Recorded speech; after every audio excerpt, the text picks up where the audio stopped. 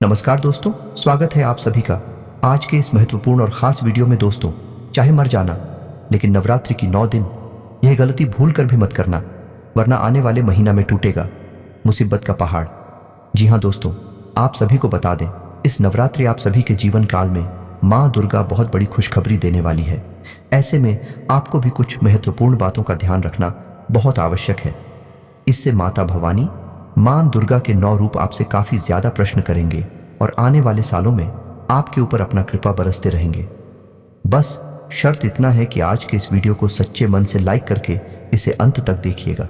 Video शुरू करने से पहले हम आप सभी से एक महत्वपूर्ण बात करना चाहते हैं कि हम आप सभी के लिए अच्छे से जानकारी के लिए दिन रात मेहनत करते हैं। बहुत छानबीन करने के बाद आप सभी के लिए हम बहुत अच्छे जानकारियां लेकर आते हैं, जो कि आप सभी के जीवन के लिए बहुत ही ज़रूरी होता है। और दोस्तों, इन सभी के लिए हम आपसे कुछ नहीं चाहते हैं, बस हम इतना चाहते कि आप हमारे चैनल को सब्सक्राइब कर लें और हमारे चैनल से जुड़ जाएं, जिनमें आपको 1 रुपया भी नहीं लगेगा। बस इतना हमारा आप सभी से हाथ छोड़कर प्रार्थना है, निवेदन है। तो हमारा भावना को ज़रूर समझिएगा और हमारे चैनल को सब्सक्राइब कीजिएगा। दोस्तों, नवरात्रि में घर से निकाल दो इन चीज़ों को, अन्यथा माँ दुर्गा आपसे होंगे भयंकर क्रोधित। साथ ही साथ माता लक्ष्मी भी आपसे हो जाएंगे क्रोधित। तो इन चीजों को तो आपको अपने घर से हटाना ही है।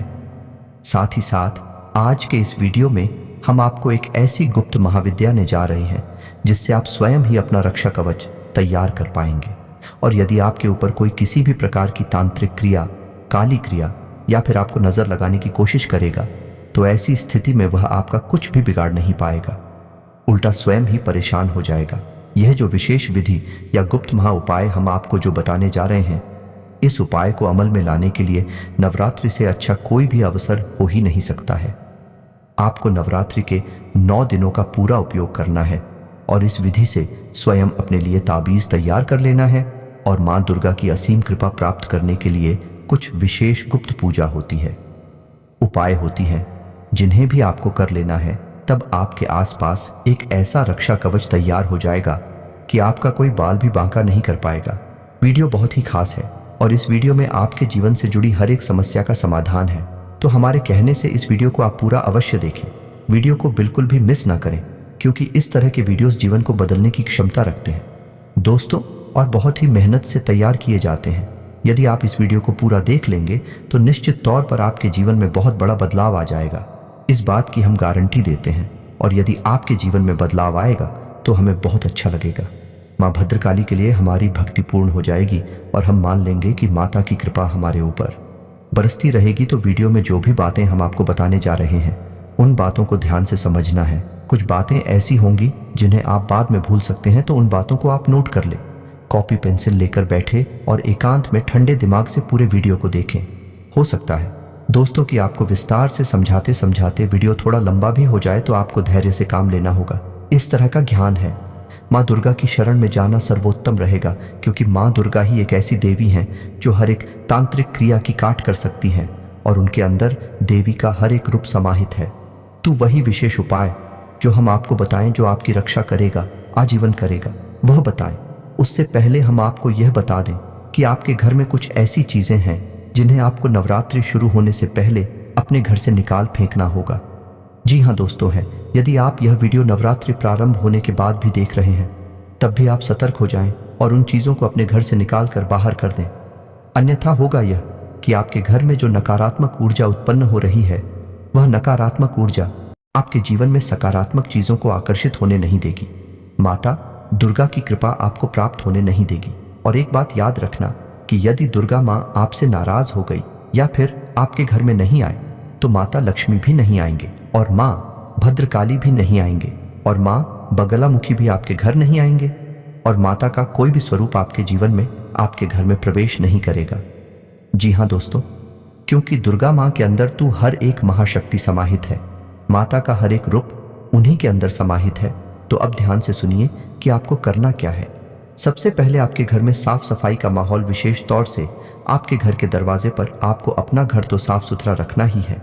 यानी कि जिन कोनों में अब तक सफाई नहीं हुई है, उनको भी आपको साफ सुथरा कर देना है। मकड़ी के जाले भूलकर भी कहीं लगे ना हो, यदि आपके घर में कोई स्टोरेज रूम है या नहीं, जहां आप अपने घर का कबाड़ वगैरह जमा करते हैं, तो आप उस रूम की भी सफाई करें। उस सवाल को किसी न किसी को बीच रास्ते हैं या फिर कहीं व्यवस्थित रख दें। घर की सफाई बहुत ही अनिवार्य है। घर की सफाई का मतलब होगा घर की शुद्धता, घर की सकारात्मकता को बढ़ा देना। और यदि आप ऐसा कर पाते हैं तो समझो कि माता तुरंत आपके घर में प्रवेश कर जाएंगे और पूरे 9 दिनों तक आपके घर में अलग अलग रूपों में वास करेंगी। तो अब पहला काम तो आपको यही करना है कि आपने सफाई कर लिया अपने घर की, और आपको अपने घर के दरवाजे की भी विशेष तौर से साफ सफाई का ख्याल रखना है। सुबह शाम झाड़ू वगैरह लगाना है, जल का सीजन करना है, और घर की दहलीज के बीचों बीच एक चौक बनाना है और गाय के घी का एक दीपक सुबह शाम निश्चित तौर पर आपको जलाना ही है। यह एक दैवीय प्रक्रिया है। इससे ईश्वर की शक्ति आपके घर की ओर आकर्षित होगी और निश्चित तौर पर आपके घर में माता वास करने लगेंगे। अब दूसरा काम आपको यह करना है कि यदि आपके घर में कोई भी इलेक्ट्रॉनिक सामान खराब पड़ा है, जैसे घड़ी है या फिर फ्रिज है या फिर कोई भी सामान है, यदि खराब पड़ा है तो या तो आप उसे सही करवा लें या फिर आप उसे अपने घर से हटा दें। ये दोस्तों के साथ ही यदि कोई पुराना कैलेंडर है, फटा हुआ कैलेंडर है, कोई पुरानी फटी हुई किताब है और पुराने फटे हुए जूते, चप्पल और कपड़े आदि हैं, तो आपको इन चीज़ों को चुन चुन कर ढूंढ कर घर से बाहर निकाल देना है। ये दोस्त याद रखना कि आपको अपने पुराने जूते, चप्पल, यह पुराने फटे हुए कपड़े किसी को भी प्रयोग करने के लिए देना नहीं है। इन्हें आपको फेंकना है। इसी को यदि आप दे देंगे तो आपको इसका दुष्परिणाम भुगतना पड़ेगा। जी हाँ दोस्तों, हमने अक्सर यह देखा है कि जिन कपड़ों को लोग स्वयं पहनते नहीं हैं, उन्हें किसी को दान दे देते हैं और कहते हैं कि हमने दान कर दिया। ये दोस्तों कोई दान नहीं है। आपने अपनी उतरण किसी को दे दी है जिसे आप स्वयं भी प्रयोग नहीं करते थे। यदि आपको देना ही है, दान स्वरूप स्वयं के कपड़े देने ही हैं, जिससे कि शनिदेव आपको परेशान ना करें, अपनी कुदृष्टि आपके ऊपर ना डालें, तो आप अपनी पहने हुए ऐसे कपड़े, जूते, चप्पल दीजिए जिन्हें आप अभी इस्तेमाल करते हैं प्रयोग में, जो आपके लिए उपयोगी है। आपने जिन्हें त्याग दिया है या जो फट गए हैं, उन्हें देने से तो दुष्परिणाम ही प्राप्त होते हैं। उम्मीद है आप यह समझ गए होंगे कि क्या किसको देना है, कैसे देना है और क्या किसको नहीं देना है। अब तीसरी चीज कि आपको क्या अपने घर से निकालना है। ध्यान से सुनिए, आपके घर में यदि कोई ऐसी भगवान की फोटो या मूर्ति है जो खंडित हो चुकी है, ये दोस्तों कई बार ऐसा होता है कि लोग भगवान की मूर्तियां, खास तौर से गणेश जी की मूर्ति, भगवान श्री कृष्ण की, राधा जी की मूर्ति सजावटी सामान के तौर पर ले लेते हैं और उन्हें अपने घर के किसी अलमारी में यह कौन है मैं रख देते हैं। कुछ समय बाद वह मूर्ति खंडित हो जाती है, थोड़ी बहुत टूट फूट हो जाती है। लोग उसे भी अपने घर में रखे रहते हैं। दोस्तों, ऐसी मूर्तियां भयंकर नकारात्मकता को आकर्षित करती है। फिर आप बोलेंगे कि हमारे जीवन में अचानक से सब कुछ खराब क्यों होने लगा, बुरा क्यों होने लगा? क्योंकि पता नहीं कौन सी नकारात्मक शक्ति आपके घर में आकर्षित हो गई, क्योंकि गलती स्वयं आपने। दुखी है तो आपको ध्यान देना है कि यदि कोई मूर्ति जो थोड़ी बहुत भी खंडित हो चुकी है, आप उसे ढूंढिए। साथ ही साथ यदि कोई भगवान की फोटो है, फोटो के साथ भी दोस्तों लोग अक्सर यही करते हैं कि दीवारों पर लगाकर छोड़ देते हैं, भूल जाते हैं। फिर वह फोटो थोड़ी बहुत कट जाती है और उसे वहीं लगा रहने देते हैं। तो भगवान की कोई भी मूर्ति या फोटो कोई सजावटी सामान नहीं है। आपको यही याद रखना होगा, इन्हें हम अपने घर को सजाने के लिए प्रयोग नहीं कर सकते। यह आस्था का विषय है, विश्वास का विषय है। दूसरा है कि आपने यदि कोई फोटो या मूर्ति लिए भी ली, तो आपको उसका सम्मान तो करना ही होगा, उसकी साफ सफाई का ख्याल रखना होगा, उसका थोड़ा बहुत पूजा पाठ तो करना ही पड़ेगा, और यदि वह खंडित हो जाती है तो उसे विसर्जन भी करना पड़ेगा। यदि आप ऐसा नहीं कर रहे तो दुष्परिणाम तो आपको फिर भुगतनी पड़ेगी। इसी के साथ साथ यदि आपके घर की किचन में, ये दोस्तों ध्यान से सुनना है, क्योंकि यहाँ पर लोग अक्सर गलती कर जाते हैं कि आपके घर की किचन में को अचार वगैरह रखा है जो खराब हो चुका है, या फिर कुछ बर्तन ऐसे हैं जो थोड़ी बहुत दूर हो चुके हैं, लोग उनको लगातार प्रयोग करते रहते हैं। यदि ऐसा कोई सामान जो खराब हो गया है, टूट फूट चुका है और आपके घर की किचन में मौजूद है, तो आप उस सामान को भी अपने घर से निकालकर बाहर कर दीजिए। लोग इस बात को समझती नहीं है। टूटे फूटे बर्तनों को ही, जैसे थोड़ा बहुत कुछ, कोई बर्तन थोड़ा बहुत पिचक गया या टूट फूट गया तो उस बर्तन को भी प्रयोग करते रहते हैं, लेकिन इसका बड़ा ही अनिष्टकारी परिणाम होता है। दोस्तों, क्योंकि माता लक्ष्मी की बड़ी बहन दरिद्रता इन चीज़ों की ओर आकर्षित होती है, और जहाँ दरिद्रता का प्रवेश हो गया उस घर में माता लक्ष्मी तुरंत बाहर चली जाती है और कभी भी वापस मुड़कर नहीं आती हैं। इस बात का आपको ध्यान रखना होगा। अब आप चाहे माने या ना माने का प्रभाव आपके ऊपर लगातार बना रहता है, और यदि आप अनजान बनने की कोशिश करते हैं और कहते हैं कि हम इन सब बातों को नहीं मानते हैं, तो फिर लगातार पीड़ा है, मिलती तो रहती हैं लेकिन उनके समाधान आपको नहीं मिलते हैं। फिर आप कहते हैं कि जीवन तो नर्क के समान हो गया है। तो दोस्तों, इससे बेहतर यह है कि आप आध्यात्मिकता, कुमारी देवी देवताओं की शक्तियों को माने, धर्म को मानने और छोटे छोटे उपाय करते रहे, और हम गारंटी देते हैं कि हजारों लोगों का जीवन है इन छोटे छोटे उपायों को करने से बदला है। तो आपका क्यों नहीं बदलेगा?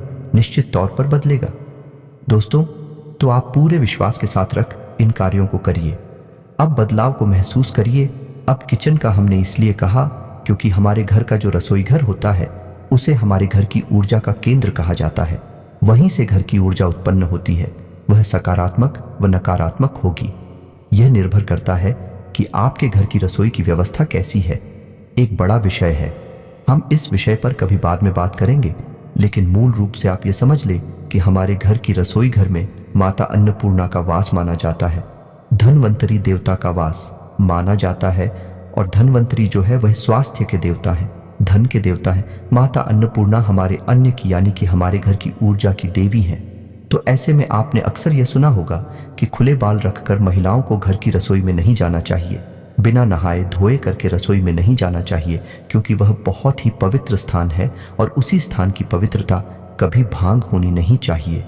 अब यदि आपके घर में कोई ऐसा स्थान है जहां लगातार अंधेरा रहता है, जो दोस्तों हर घर में कहीं ना कहीं ऐसा एक कोना अवश्य होता है जहां लगातार अंधेरा रहता है, लोग वहां पर बल्ब हो गया लगाती नहीं है, और यदि लगा दिया और वह खराब हो गया तो फिर उसे बदलती नहीं है।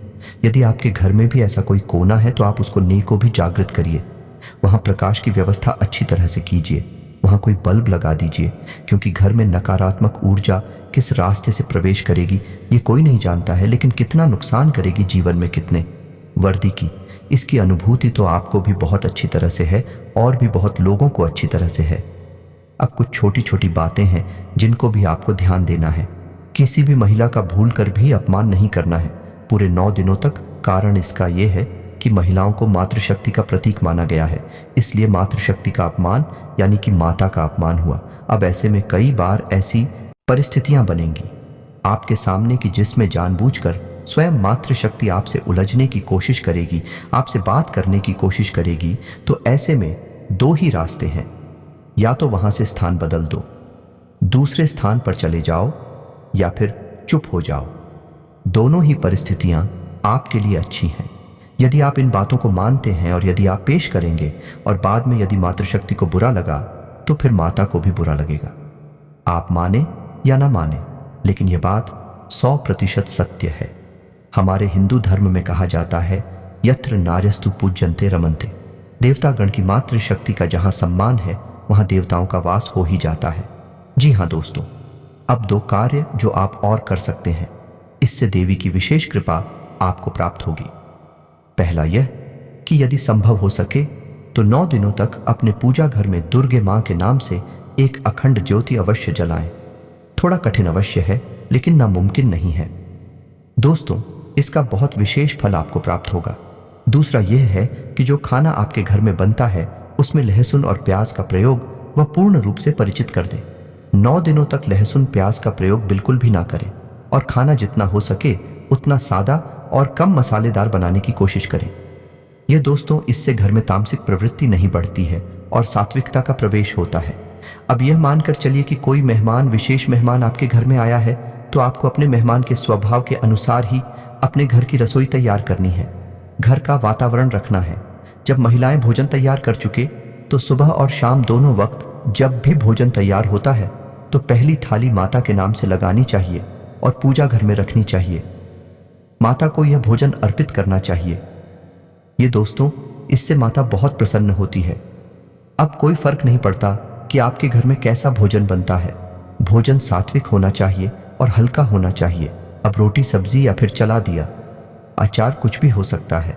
आप सब कुछ माता को समर्पित कर सकती है। याद रखें कि थाली में थोड़ा मीठा रखना बिल्कुल भी ना भूलें, क्योंकि मीठा माता लक्ष्मी को बहुत अधिक प्रिय है।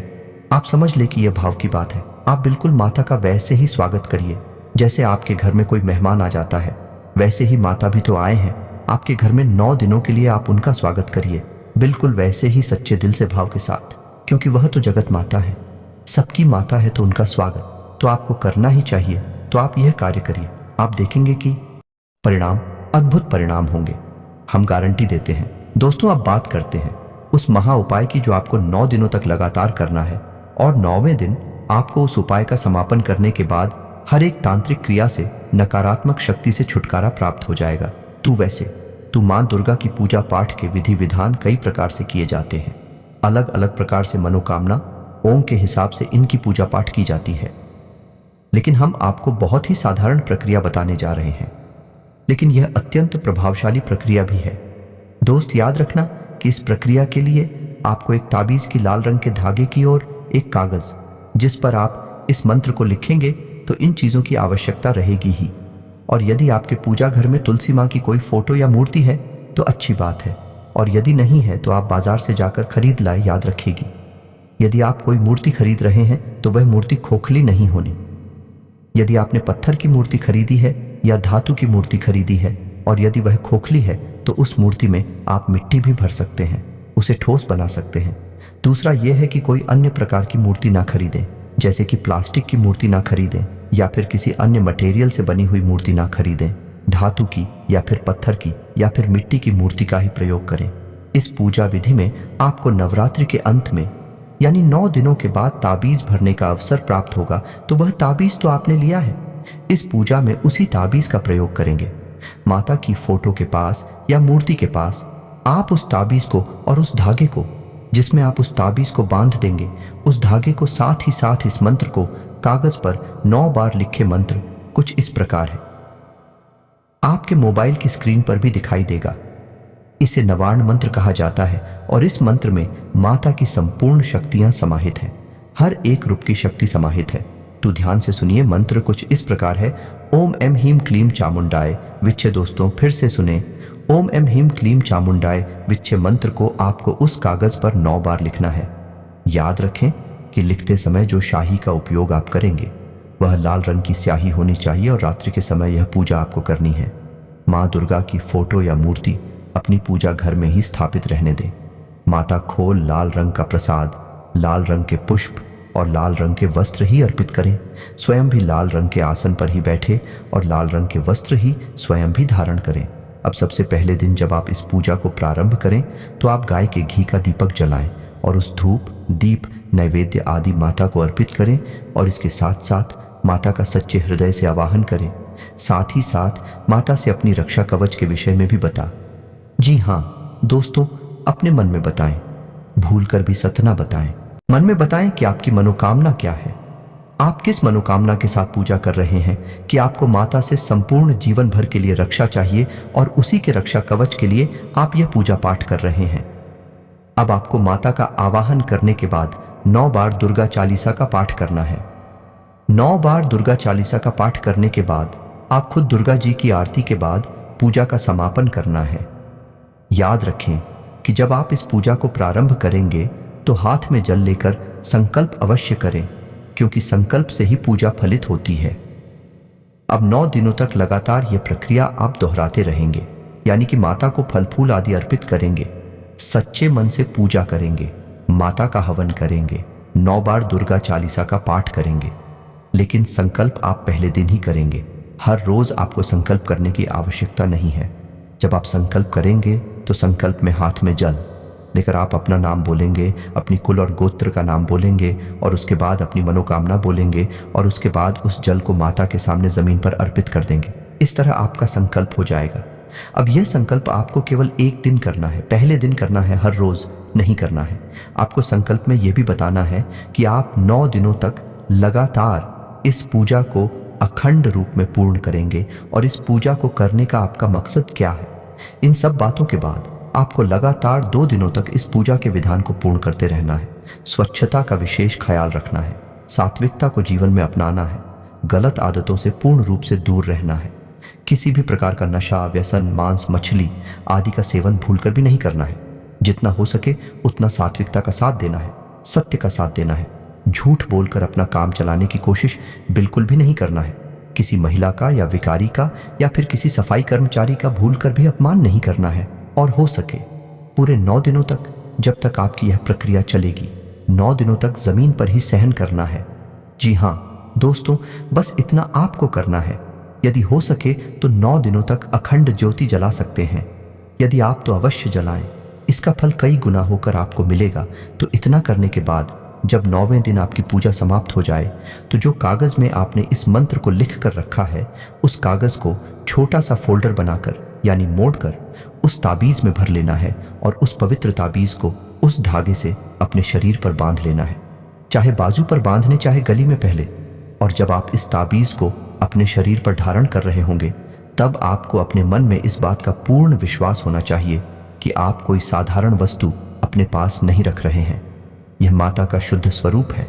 माँ दुर्गा और माता के सभी स्वरूपों का इस ताबीज में शक्ति समाहित है। तो यह आपकी जीवन भर रक्षा करेगी जब तक सुधरेगी। यदि यह शुद्ध हो जाए तो आप इस प्रक्रिया को फिर से दोहराकर नया ताबीज भर सकते हैं। वैसे तो नवरात्रि इसके लिए सर्वोत्तम समय होता है, लेकिन यदि वर्ष के मध्य में भी आप किसी भी समय इस प्रक्रिया को करना चाहते हैं तो शुक्रवार का दिन सर्वोत्तम रहेगा और 9 दिनों तक यह प्रक्रिया लगातार चलती रहेगी। इसके बाद आप इस ताबीज को प्रयोग कर सकते हैं। शुद्धता का विशेष ख्याल रखिए। ताबीज शुद्ध हो जाता है तो उसे तुरंत उतार कर कहीं विसर्जित कर दें। इस बहते हुए जल में विसर्जित करें। इसे फिर उन्हें पहने ना रहें, अन्यथा इसका दुष्परिणाम आपको प्राप्त होगा।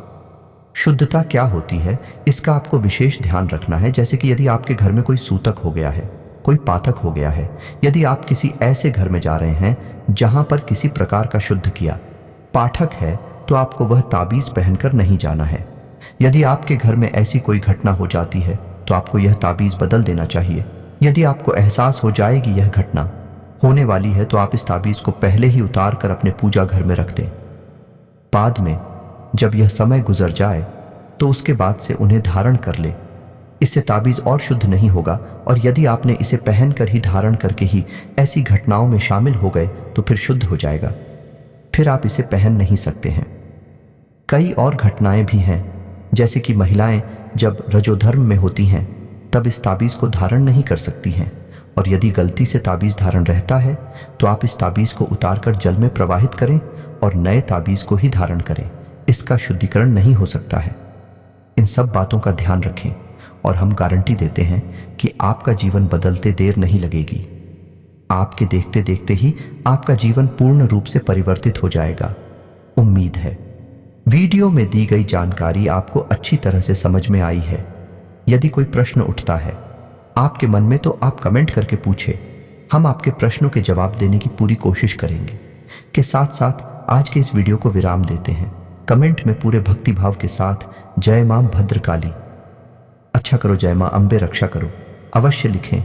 मां भवानी माता अम्बे की संपूर्ण कृपा और आशीर्वाद आपको प्राप्त होगा। मिलते हैं अगले ध्यानवर्धक वीडियो में। तब तक के लिए धन्यवाद। जय माता की।